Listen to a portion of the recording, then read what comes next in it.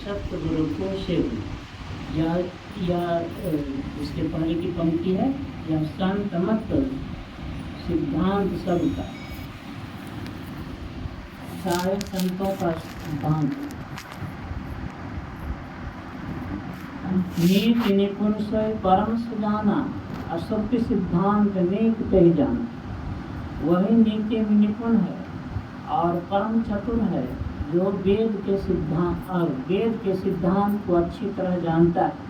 कौन?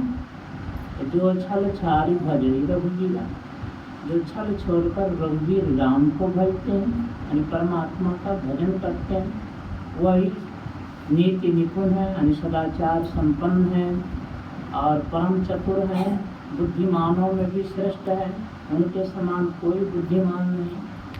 और वेद के सिद्धांत को भी वही अच्छी तरह जानता है, जो राम का भजन करता है, ईश्वर का भजन करता है।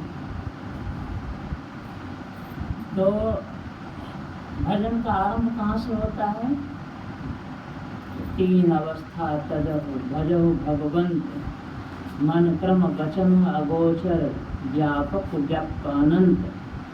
तीन अवस्थाओं से ऊपर चौथी अवस्था से भगवान का भजन, ईश्वर का भजन शुरू होता है। चौथी अवस्था किस भगवान का?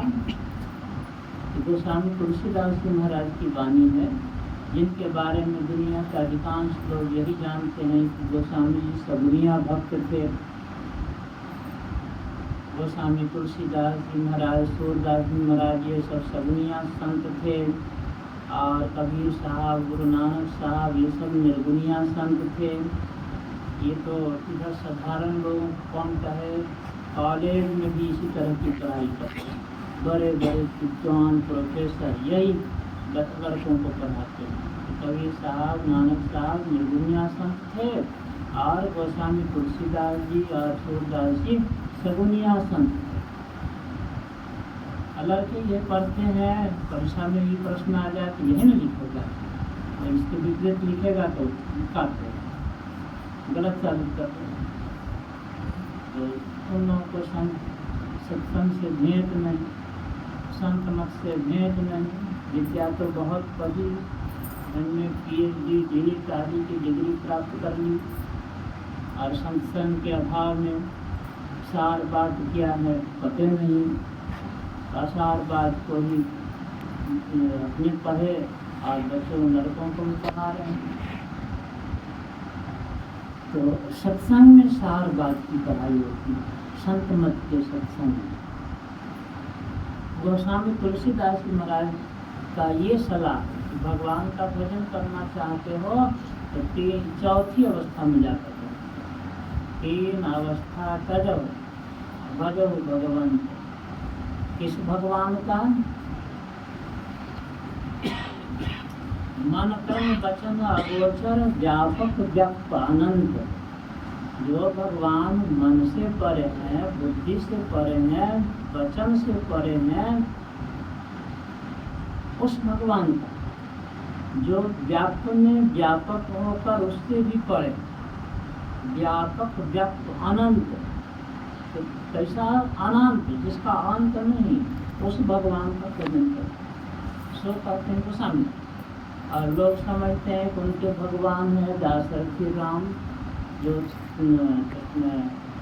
जिन श्यामला रंग के हैं, पीला वस्त्र और हाथ पर मुँह सब कुछ है, बहुत सुंदर है। उस भगवान के भक्त थे गोस्वामी जी, और दुनिया को भी उन्हीं का भजन करने के लिए कहे हैं, उन्हीं का वर्णन पूरे रामायण में किए हैं। लेकिन गोस्वामी जी करने में ये है कि भगवान, किस भगवान का भजन करो और कहाँ से करो। तो कहा उस भगवान का भजन जो मन से परे हैं, बुद्धि से परे हैं, वचन से कहने योग्य नहीं है, जो केवल आत्मगम्य है, संपूर्ण संसार में व्यापक होकर उससे परे हैं, अनंत हैं, उस भगवान का भजन करो तब कल्याण। ये गोस्वामी जी का विचार है।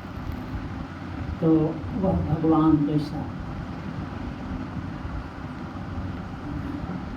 ईश्वर परमात्मा, ईश्वर परमात्मा जिसके बारे में आप लोग सब जानते हैं, सुनने को सुने, सबसे परे अभी हम लोग पाठ भी किए हैं। ईसा विचित्र क्षर अपरा परा पर और अक्षर पार में, निर्गुण सगुण के पार में, सत असत हो के पार में।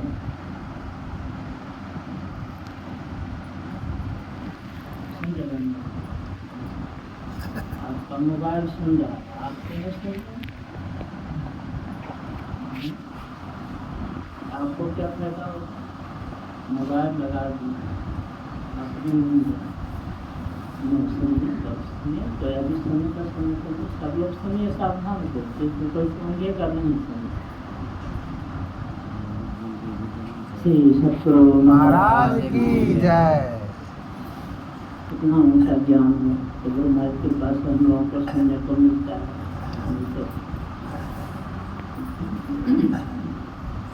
तो क्या चर्चा कर रहे थे हम लोग?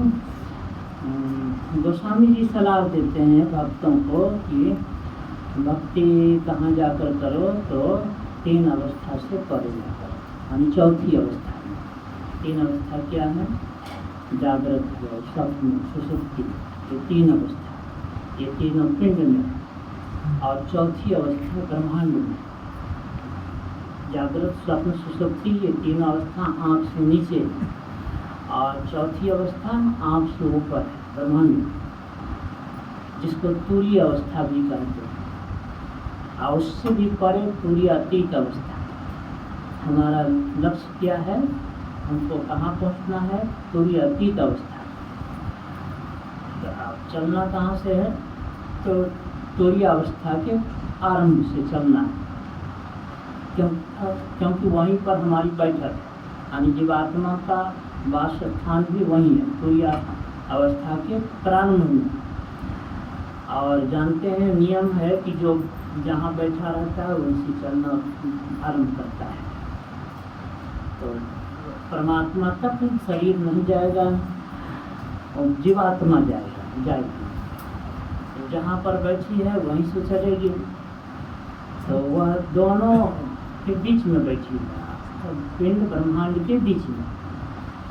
पिंड और ब्रह्मांड की संधि स्थल, जो जिसका नाम है आज्ञा चक्र का केंद्र बिंदु, बस वहीं पर जीवात्मा की बैठक है।